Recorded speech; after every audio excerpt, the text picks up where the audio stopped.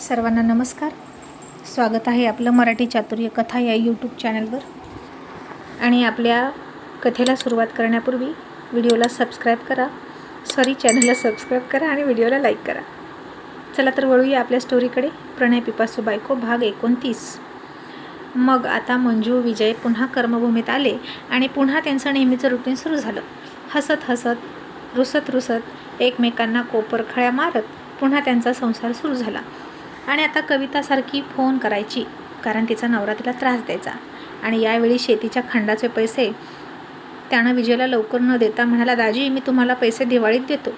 आणि मोठ्या मनाचा विजय म्हणाला, ठीक आहे चालेल, तुम्हाला द्यायचं आहे तेव्हा द्या, मी काही मागितलेत का.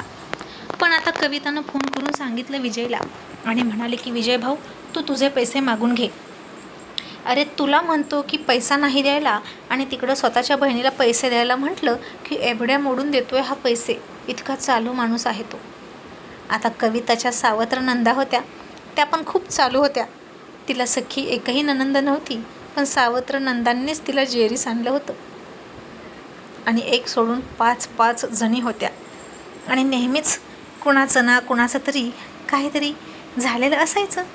आणि नेमकं कविताच्या नवऱ्याला हाक मारायचे आणि दादा ये म्हटलं की दादा लगेच पळायचा. आता त्याच्या एका बहिणीच्या मिस्टरांचं ऑपरेशन झालं होतं, ते तिकडं जाऊन आला. आणखीन एका दुसऱ्या नंदेच्या नवऱ्याचं काहीतरी झालं होतं, तिकडंही जाऊन आला. तिसऱ्या नंदाची विहिरीची परडी होती आणि तिनं बोलवलं होतं याला दादा ये म्हणून. तर हा लगेच सकाळीच गेला. पायलीभर शेंगा भरल्या पिशवीत, स्वतःच्या हातानं कचा आंबे तोडले झाडाचे, 2 पायल्या गहूसुद्धा घेतलं कणगीतून. आणि कोंबडं मागायला माणूस दारात आला. लगेच 750 रुपयेचा मोठाच्या मोठा एक कोंबडा विकायला आलेला कोंबडासुद्धा विकला आणि निघाला की बहिणीकडे. हे सगळं कविता बघत होती. पण आता त्याच्यासोबत ती घरात कष्ट करू लागायची, तरीसुद्धा हा तिला विचारत नव्हता.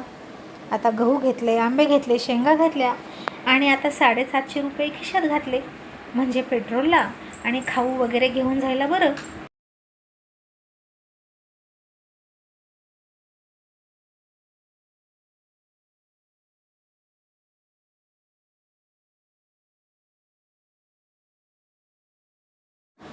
आणि अशा हिशोबाने त्यानं पैसे खिशात ठेवले. आणि आदल्या रात्रीच कविताची आणि त्याची भांडणं झाली होती.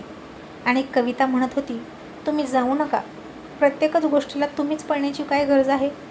ते आपल्या कुठल्याही गोष्टीत पोशाख वगैरे घेऊन येत नाहीत. एवढं जागरण झालं तर एका बहिणीनंसुद्धा त्याला पोशाख नाही आणला. दुसऱ्या भावाला पोशाख आणला, पण कविताला आणि तिच्या नवऱ्याला नाही आणला.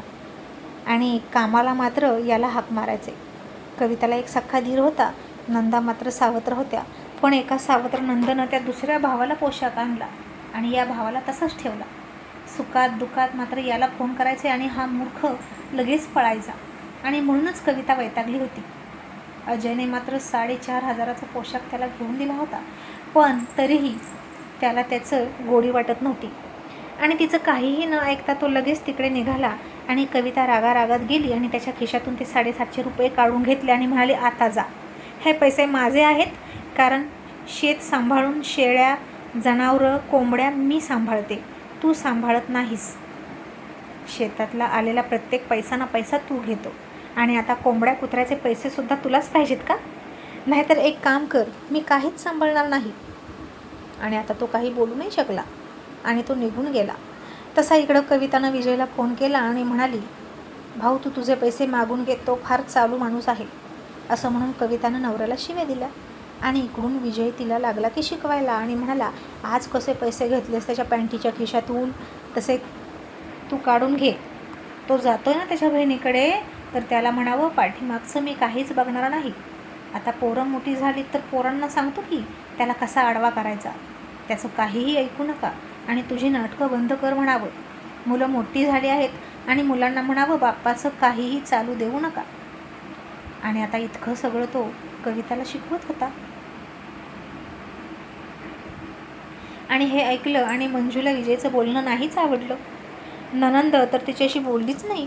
पण आता मंजू त्याला म्हणाली, जानू तुमचं चुकलं. मुलांना बापाच्या विरोधात भडकवायची काही गरज आहे का.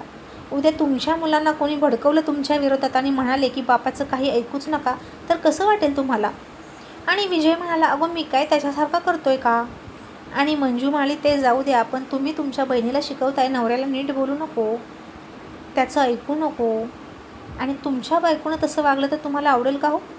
तुमच्या बायकोनं तुमच्या खिशातले पैसे घेतले तर एका रट्ट्यात उलती पालती कराल तुम्ही. आणि तुमच्या भावाची बायकोसुद्धा तशीच करते. अजयला आड वागू दे ना हल्ली ती बाई, आणि ते तुम्हाला खटकतं. आणि स्वतःच्या बहिणीला तसंच सांगता नवऱ्याचं ऐकू नको. हे मात्र बरं वाटतं का? कुठल्याही परिस्थितीत सगळ्यांना सारखा न्याय नको का? एकमेकांचा रिस्पेक्ट नवरा बायकोनं केलाच पाहिजे, मग परिस्थिती कोणतीही असू द्या. आणि आता तो थोडा गप्प झाला, त्याला त्याची चूक कळली आणि म्हणाला, अगं पण मी तसं करतोय का? तू का माझा रिस्पेक्ट करणार नाहीस सांग? आणि आपली मुलं माझ्या विरोधात का जातील?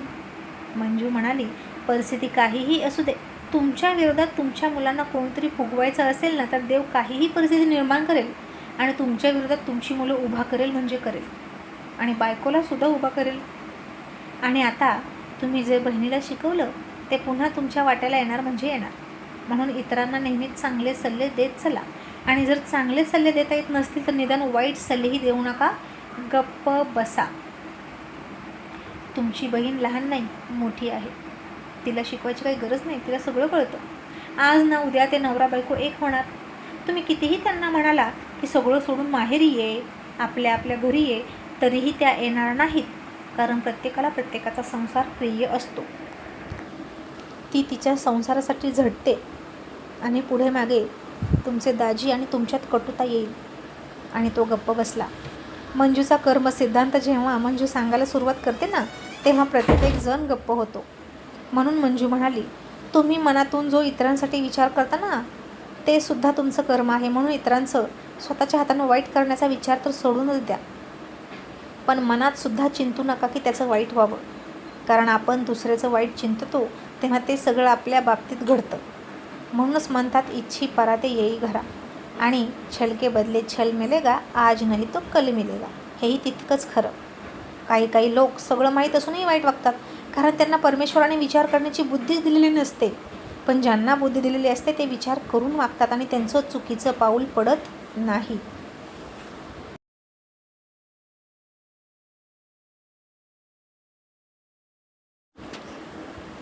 आणि मग आता सुरू झालं मिशन जनगणना. आणि विजय म्हणाला, खूप ऊन आहे बाहेर, तर मी आणि आमच्या शाळेतले काही शिक्षकांनी ठरवलं आहे की आम्ही एकमेकांची जनगणना करू लागणार. त्यामुळे तुझीसुद्धा जनगणना आम्हीच करणार आहे. तू अजिबात बाहेर पडायचं नाही मंजू. आणि हे ऐकून ती फार खुश झाली आणि म्हणाली, अरे वा, छानच की. मग मी तुम्हा सगळ्यांसाठी घरी पार्टी अरेंज करते, आणि तेवढंच मला स्टोरी लिहायला जास्त वेळ मिळेल. आणि तिनं आधीच थँक्यू जानू, नवरा असावा तर असा, असं म्हणून त्याचे आभार मानले आणि निवांत राहिली की. आता हा रोज बाहेर जायचा, त्याचा एरिया बघून यायचा, त्याची दुसरीच कामं असायची ढीगभरती करून यायचा. आणि जनगणनेचा प्रोग्राम सुरू झाला, त्याला 6 दिवस होऊन गेले. आणि मंजूच्या वरचा माणूस तिला फोन करून म्हणाला, मॅडम तुम्ही अजून काम नाही का सुरू केलं? आणि पहिल्या दिवशी मंजू त्याला म्हणाली, करणार आहे सर, मी गावी आहे, 2 दिवसांनी करते. मग आता 2 दिवसांनी पुन्हा त्याचा फोन आला आणि म्हणाला, मॅडम अहो तुम्ही अजून काम नाही सुरू केलं. अहो एक घर तरी करा, सगळं ऑनलाईन दिसतंय इथे आणि तुम्ही काहीच काम केलं नाही असं कळतंय. मला तुमचं काम सुरू झालं हे दाखवावं लागेल, नाही तर मला विचारणा करतील ना सगळे. आणि हाताखालची लोक काम करणार तुम्ही काय करताय असं म्हणतील. आणि मंजू त्याला पुन्हा म्हणाली, सॉरी सर, मी आज करते. आणि तिने विजयला फोन केला आणि म्हणाली, तुम्ही माझं काम कधी सुरू करणार आहात? नुसते इकडे तिकडे फिरताय, मला सतत फोन येतात आणि खोटं बोलणं माझ्या तत्वात बसत नाही. तुम्ही मला घेऊन चला माझ्या फील्डवर. आणि तो म्हणाला, बरं येतो संध्याकाळी, जाऊ ऊन उतरल्यावर. अगं मंजू खूप ऊन आहे गं. आणि तरी आता संध्याकाळच्या 7 वाजले तरी तो घरी आला नाही आणि मंजू चिडली. तो स्वतःचंही काम करत नव्हता आणि तिचंही करत नव्हता आणि दुसऱ्याच्या जीवावर बसला होता. आणि वरून म्हणायचा, येऊ दे कोणाचे फोन यायचे, त्यांना काय काम आहे तेव्हा, आपल्याकडून काम करून घेणं ही त्यांची जबाबदारी आहे, ते फोन करणारच. आणि मंजू म्हणाली, पण आपलं काम आपण पूर्ण करणं आपलीही जबाबदारी आहे आणि त्यांचं बोलून घेऊन नंतर काम पूर्ण करण्यात काय अर्थ आहे, मला नाही पटत. आणि तो तिला म्हणाला, ठीक आहे बरं, परवा जाऊ. आणि मंजू आता तिच्या मैत्रिणींना फोन करायची, तर त्यांची कामं सुरू झाली होती पहिल्या दिवसापासून. आणि ती मैत्रिणींना म्हणायची, बाई ग, माझा नवरा ना मला फील्डवर नेतच नाही. आणि त्या मुली म्हणायच्या, चांगलं आहे की मग, तू नशीबवान आहेस. इथं बिल्डिंग चढून उतरून आणि ऊन खाऊन खाऊन जीव नखात आला. आणि मंजू आता खुदकन हसली, कारण आता मैत्रिणी जात्यात होत्या आणि मंजू सुपात होती. अजून सावलीतून बाहेर गेली नव्हती जनगणनेसाठी. मग दुसऱ्या दिवशी एका लग्नाला गेले. 150 किलोमीटर लांब लग्न होतं. 25 तोळं सोनं दागिने मंजूने पर्समध्ये घेतले होते आणि गेले आणि लग्नात गेल्यावर घातले आणि घरी येताना काढून ठेवले. आणि आता दागिने बँकेत ठेवूया म्हणाली आणि तो म्हणाला, माझं खूप महत्त्वाचं काम आहे, मला वेळ नाही, आणि निघून गेला. आता तिलाही वाटलं आपण घरातच आहोत तर कोण येतं आहे, म्हणून तिने दागिने पर्समध्येच ठेवले. आणि आता तिला स्कूटी घेतली होती. तिला सुरू कशी करायची, बंद कशी करायची इतकं माहीत होतं. आणि आता तो येत नाही ना, म्हणून आज मंजूनं थोडा डॅशिंगपणा करायचं ठरवलं गाडीच्या बाबतीत. सकाळपासूनच मनात ठरवलं की आज आपण लॉकरची चावी घेऊन जायचं आणि स्वतः दागिने ठेवून यायचं. आणि मंजूनं मुलांना सांगितलं की मी चालले आहे. मग तिनं ड्रेस घातला, झाशीच्या राणीसारखी ओढणी बांधली, केसांची एक पोणी बांधली, ते केस पुढे घेतले आणि देवाला 3 वेळा नमस्कार केला. एकटीनं हिंमत करून स्कूटी घेऊन चालली होती ना, तर मला हिंमत दे. आणि जशी मंजू गाडीची चावी बघायला गेली तर गाडीची चावी गायब. गाडी विजयराव घेऊन गेले होते आणि बोंबला मंजूचा पचका झाला. तिने त्याला फोन केला आणि म्हणाले, जानू, गाडी तुम्ही घेऊन गेलात का? अहो, मी कितीतरी हिंमत केली, अगदी देवाला नमस्कारसुद्धा केले आणि चावीच नाही. आणि तो हसून मला, ए बाई, बरं झालं, देवालाच माझी काळजी होती म्हणून मी गाडी आणली, नाहीतर हेडंबा गेली असती गाडी घेऊन आणि एखाद्या ट्रकला धडक देऊन ट्रक मोडून टाकला असता. तशी मंजू फार हसली. आणि विजय म्हणाला, तू ना फार अवकळ आहेस बघ, लहान मुलापेक्षाही मला तुझी जास्त भीती वाटते. कुठेतरी जातेस आणि धडपडतेस आणि अशी धाडसं करतेस ना की काही बोलायलाच नको. आणि मग आता ती त्याला म्हणाली, माझी जनगणना कधी करताय सांगा. आणि तो म्हणाला, बरं, उद्या जाऊ. आणि इकडे तिच्या पर्यवेक्षकाचे तिला फोन यायचे आणि एक तरी घर करा असं तो म्हणायचा. आणि हा माणूस काहीच करत नव्हता. आता दुसऱ्या दिवशी मित्रांमध्ये चहा पित असताना मंजूनं फोन केला आणि फार भडकली आणि म्हणाली, तुम्हाला करायचं नाही तर तसं सांगा ना, माझा अपमान करून तुम्हाला काय मिळतं हो? काय गरज नाही माझी मदत करण्याची, मी जनगणना करू शकते. आणि त्याला तिकडून राग आला आणि म्हणाला, नीट बोल, माझ्यासमोर माझे मित्र आहेत आणि तू माझ्याशी असं बोलतेस? कर तुझी तू आणि बघ कसं असतं ते. आणि ती चिडून म्हणाली, मी नोकरी स्वीकारली आहे, मी नाही घाबरत कशाला, मी सक्षम आहे. आणि तो म्हणाला, आई घाले कपडे घाल, चल पटकन तयार हो, येतोय मी तुला न्यायला. आणि आता तीही रागारागात तयार झाली, दागिन्यांची पर्स अडकवली आणि तो तिला घेऊन गेला फील्डवर. पहिल्या दिवशी अख्खा एरिया बघितला फिरून आणि ती लक्ष देत नव्हती, कारण विजय मदत करणार होता म्हणून. आणि जनगणनेचे मिळणारे 25,000 रुपयेसुद्धा याच्याच खिशात जाणार होते. त्यामुळे जनगणना करतोय म्हटल्यावर ती निवांत होती. ती त्या पर्यवेक्षकांना म्हणाली, माझं सगळं काम सर करणार आहेत, त्यांना सांगा. आणि मग आता थोडंफार दोघांनी लक्षात घेतलं, नकाशे वगैरे बघितले, मॅपिंग केलं. आणि आता काय, खरी सुरू झाली मंजूची मज्जा. संध्याकाळी घरी आली आणि थोडंसंच चालली होती तरीसुद्धा म्हणाली, पाय दुखले, आणि पटकन झोपली 8:30ला. आणि तो डोक्यावर हात मारून घेत म्हणाला, ओ मॅडम, आत्ताशी सुरुवात आहे आणि आता तुला पळवणार म्हणजे पळवणार. लाड करून गप्प बस म्हणत होतो, घरात तर बसू वाटलं नाही का? आणि आता तो तिला सकाळीच स्वयंपाक करून 9 वाजता घेऊन जायचा. आणि पहिल्या घरात गेले तर पहिलाच एरिया मिळाला, सरकारी ऑफिसर्सचं निवासस्थान. आणि या एरियात गेल्यानंतर मंजूला वाटलं, आज मी सुद्धा अशीच एखाद्या बंगल्यात राहत असते, माझ्याही घरी नोकर असते, पण या माकड नवऱ्यामुळे मला या फील्डमध्ये यावं लागलं आणि घरोघरी जाऊन जनगणना करावी लागते. आणि ती प्रत्येक घरात गेली की त्याला असेच टोमणे मारायची.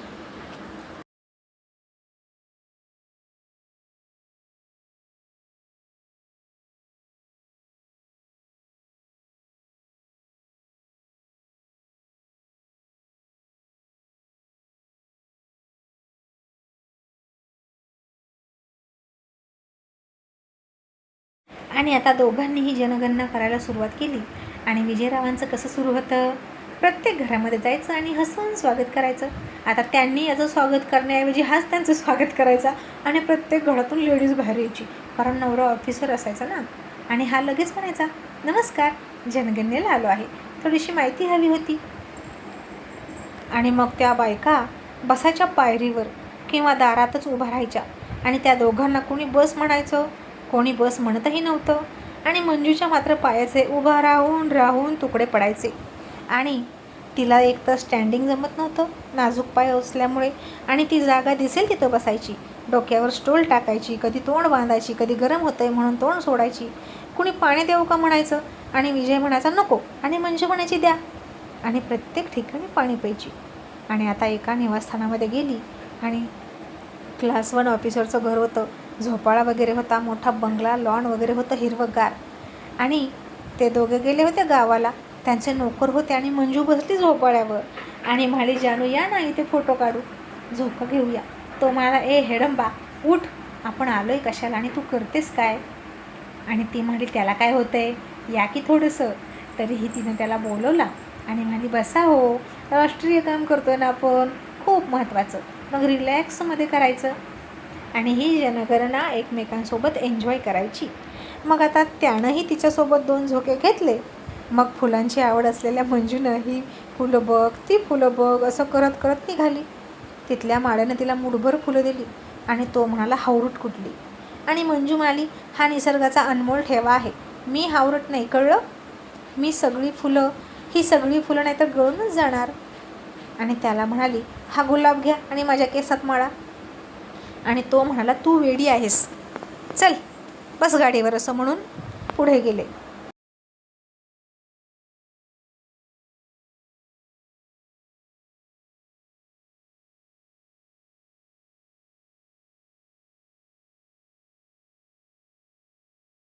आता दिवसभर मंजू विजय एकत्र असायचे आणि तिला फार छान वाटायचं त्याच्या मागे बसून जायला, त्याच्यासोबत फिरायला.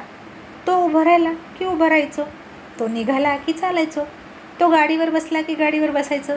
आणि तिला हेच आयुष्य आवडायचं, त्याच्या मागं फुलपाखरासारखं धावणं. तो गंभीर प्रौढ महासागरासारखा आणि मंजू अवखळ चंचल खळखळ वाहणाऱ्या नदीसारखी. आणि नदी कशी समुद्राच्या रोखानेच वाहते तशी मंजूसुद्धा विजयच्या रोखाने पळायची, त्याच्याशी समरस होण्याचा प्रयत्न करायची. तो तिला सारखा ओरडायचा आणि ती लगेच हसायची आणि पुन्हा त्याच्या शेजारी जाऊन थट्टा मस्करी करायची. आणि तो तिला काहीतरी मजेत म्हणायचा, हेडंबा, येडी ठकी. आणि आता असंच त्याचं मजेनं जनगणना सुरू होती. आता पहिल्या दिवशीसुद्धा ती खूप दमली. विजयराव काय करायचे, सगळी माहिती भरली की प्रत्येक घरामध्ये हळूच सांगायचे, अहो हा मॅडमचा एरिया आहे आणि त्या एकट्या कुठं फिरणार, म्हणून मी फिरतोय. आणि आम्ही दोघं नवरा बायको आहोत बरं का, मी मिस्टर विजय. आणि मंजू हसून म्हणायची, मी मिसेस विजय. आणि ऐकणारे म्हणायचे, अरे वा, हो का, चांगलं आहे की. आणि अशाच प्रकारे प्रत्येक घराचा शेवट केला, माहिती भरायचा की ते निघायचे. आणि तो हमखास ही माहिती द्यायचा की आमच्या मॅडमचा एरिया आहे आणि मी नवरा आहे. आणि मंजूला खूप हसायला यायचं ओळख करून देताना. प्रत्येक कुटुंबाची माहिती भरून झाली की मंजू दरवाज्यावर नंबर टाकायची. तो हमखास तेच वाक्य म्हणायचा, आम्ही दोघं पती-पत्नी आहोत. आणि मंजूसुद्धा वाटच बघायची की तो कधी बोलतोय.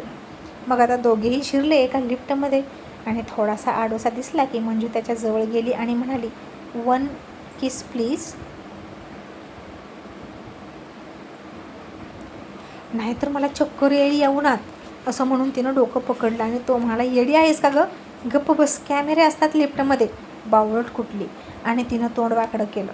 मग दुपारी 1:30 वाजता ते 2 वाजता घरी यायचे, 1-2 तास आराम करायचा आणि पुन्हा 4 ते 4:30 5 वाजता जायचे. ते 7 वाजता घरी यायचे. कुणी घरात नसायचं, कुणी पाणी द्यायचं, चहा करू का म्हणायचं. पण काही जण फार बेरकी. विजयरावांचा ओळखीचा एरिया असल्यामुळे आणि नामांकित लोक तिथं राहत असल्यामुळे आणि विजयराव मोठ्या शाळेत कामाला असल्यामुळे भरपूर ओळखी निघायच्या. आणि तो गप्पा मारत बसायचा. आणि तुम्ही ज्या शाळेत मुख्याध्यापक आहात ना, त्या शाळेत आम्ही शिकलोय, असं म्हणायचे. मंजू वैतागायची आणि म्हणायची, एका घरात अर्धा तास बसताय, त्यापेक्षा मी पटपट ही घरं सगळी केली असती, किती वेळ घालवता. आणि तो म्हणायचा असू दे गं. आणि काही काही ठिकाणी फार मगरूर बायका, आणि जशी मंजू मगरूर असायची DEDला असताना विजयसोबत, तशा बायका होत्या. पण आता विजयरावांचा स्वभाव म्हणजे कसा, जिथं मगरूरपणा दिसेल तिथं प्रेमानं बोलायचं आणि काळजात घर करायला बघायचं. आणि तो तसाच गोड बोलायचा आणि किती गोड हसायचा. आणि मंजूला तर वाटायचं हा माणूस किती बाहेर गोड बोलतो, बायकोला मात्र खवड्यासारखा करतो, डफर कुठला. आणि किती छान प्रश्न विचारायचा. स्कूटी आहे का मॅडम, मॅडम गहू खाता का, मॅडम गॅसची जोडणी आहे का, किती जण राहता, वगैरे वगैरे. आणि असं काय काय विचारायचा. आणि मंजू आता मुद्दाम तिथून लवकर निघून जायची. ज्या बाईसोबत तो जास्त हसून बोलेल आणि ती रिस्पॉन्स द्यायची ना, तिथून ती मुद्दाम जायची. आणि तोसुद्धा झक मारत तिच्या मागे यायचा. तिला म्हणायचा का लवकर आलीस, माहिती घेत होतो ना. आणि मंजू म्हणाली माहिती घेऊन झाली होती म्हणून मी आली. किती गोड बोलताय, बाहेरच्या बायकांसोबत खूपच गोड बोलता आणि बायकोला पाण्यात बघता. बरं झालं मी तुमच्यासोबत आले, नाही तर तुम्ही काही शहाणे आहे होय. एकीच्या घरा जाऊन बसला असतात तासभर. आणि चावट विजयराव हसून म्हणाले 1 तास भरपूर आहे काम करायला. तसं तिनं हातातलं रायटिंग पॅड घेतला आणि त्याच्या डोक्यात मारायला लागली. आणि तो हसून पुढच्या घरी गेला. आणि आता एका घरात गेल्यानंतर भर दुपारीच त्यानं दरवाजा वाजवला आणि तो माणूस तंगड्यावर करून पडला होता. आणि म्हणाला कोण आहे. आणि मंजू म्हणाली जनगणना. आणि तो म्हणाला आता येतात होय, दुपारी माणसं झोपलेली असतात.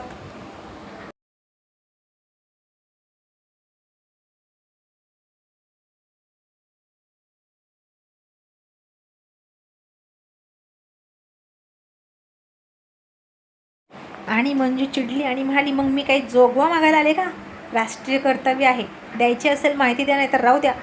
आणि विजय त्याला म्हणाला तू झोप रे तंगड्यावर करून, आम्ही उन्हातानात सकाळपासून फिरतोय, आम्हाला काम नाही ना. सरकारने झक मारायला आम्हाला काम लावले, आमची अख्खी सुट्टी वायाला गेली. आणि तुझ्यासारखे आत या पण म्हणत नाहीत, पाणीसुद्धा विचारत नाहीत, उलट रुबाबात उद्या या म्हणतात. तुझ्या झोपेत डिस्टर्ब नको म्हणून ना. अशा लोकांना लाजा वाटल्या पाहिजेत, असा विजय बडबड करायला लागला. आणि आम्हाला तरी काय नडलंय खरी खरी माहिती द्यायची, चल पण देत नाही तुझी माहिती, असं म्हणून विजय तिथून निघून गेला.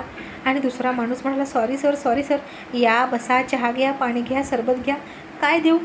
विजय रागात म्हणाला फक्त माहिती द्या. आणि मंजूनं खूप रागात त्याच्या घरावर नंबर टाकला आणि दोघेही निघून गेले. आणि आडवं चालणाराला दोघेही सोडत नव्हते. पण आता मंजूबाईचा गोरा गोरा रंग ऊन खाऊन चांगलाच काळा पडायला लागला होता. आणि त्या उन्हानं पिगमेंटेशन इतकं वाढलं ते काही बोलायलाच नको. आणि जे ते तिला बघायचं आणि म्हणायचं मॅडम जनगणना फार मनापासून केलेली दिसते बरं का, दिसते तुमच्या चेहऱ्यावर. आणि विजय हसून म्हणाला नवऱ्याशी पंगा घेतला त्याचा हा परिणाम, चांगला घरात बसवत होतो सावलीला तर माझ्यावर चिडलीस ना. आणि मंजू म्हणाली जा तिकडे, तुम्हीच आता फिरा काळे बायको घेऊन सोबत. आणि आता तिचे इतके पाय दुखायला लागले की काही बोलू नका. आणि या माणसाला मात्र काही होत नव्हतं, इतका उभा राहायचा तरी. मंजू जरा तरी बसायची पण हा बसत नव्हता. आणि मंजू दुपारी आराम करायला लागली की हा दुसरी कामं करायला जायचा. तेव्हा त्याला कळलं की आपला नवरा किती कामाचा आहे. आपण घरात बसतो आणि रुबाब त्याच्यावर झाडतो. घरातली 4 कामं केली सावलीला बसून की स्वतःला शहाणं समजतो. पण पुरुष जातीला खरंच खूप काम असतं बाहेरचं. शिवाय बाहेरची परिस्थितीसुद्धा वेगळी असते. 4 तास तहसील कार्यालयाच्या लाईनमध्ये उभा होता तो, मुलाच्या ॲडमिशनसाठी काहीतरी लागणार होतं म्हणून. सकाळ संध्याकाळ मंजूसोबत जनगणनासुद्धा करायचा आणि अशी बाहेरची कामंही करायचा. आणि तिला फार वाईट वाटलं. संध्याकाळी झोपल्यावरती त्याचे पाय चेपायला लागली. तसं त्यानं तिला झटकून जवळ ओढून घेतली आणि म्हणाला मी काही बायको आहे का, माझे नाही पाय दुखत. तिने त्याला मिठी मारली आणि म्हणाली मला तुमच्या कष्टाची कदर आहे.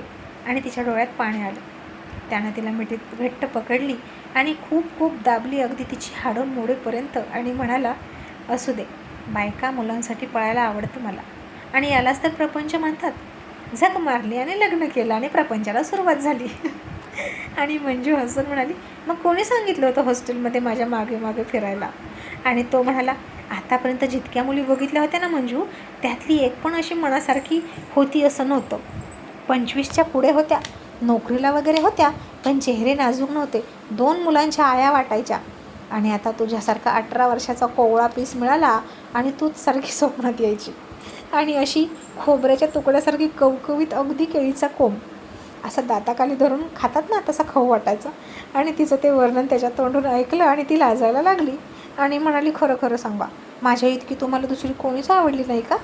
आणि तो मला खरंच कोणी नाही, जी जास्त आवडली तिचाच पिच्छा पुरवला.